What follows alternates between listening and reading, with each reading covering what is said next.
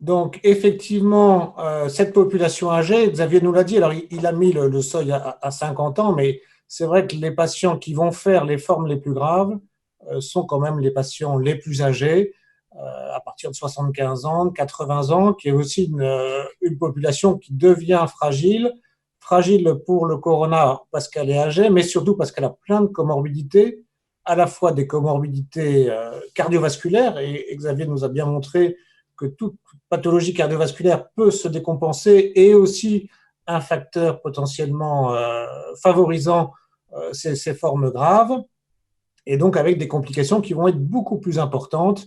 Le nombre de décès concerne quand même essentiellement, vous le savez, les populations les plus âgées, la détresse respiratoire, les complications cardiovasculaires. Il y a vraiment deux pathologies qui prédominent.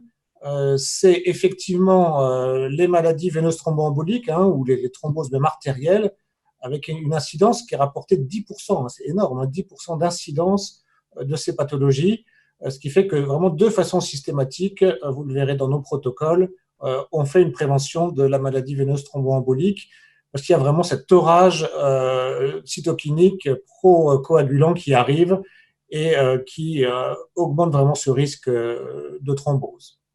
La myocardite n'est pas très souvent observée chez des gens âgés, c'est plutôt quelque chose qu'on voit dans nos populations de patients plus jeunes.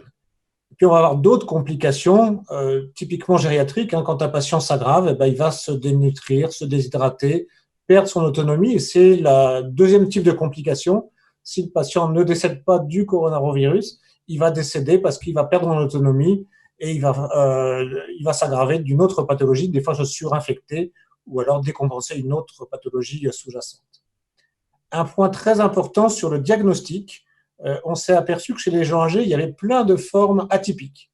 Alors c'est souvent le cas, en gériatrie, on a, même pour l'infarctus, d'habitude, il peut y avoir des formes atypiques. Et bien pour l'infection à Covid, vraiment, il y a eu beaucoup de formes digestives, des diarrhées très importantes, et des fois qui se traduisent par des hypokaliémies quand on fait un ionogramme. Des fois, c'est des nausées, des vomissements.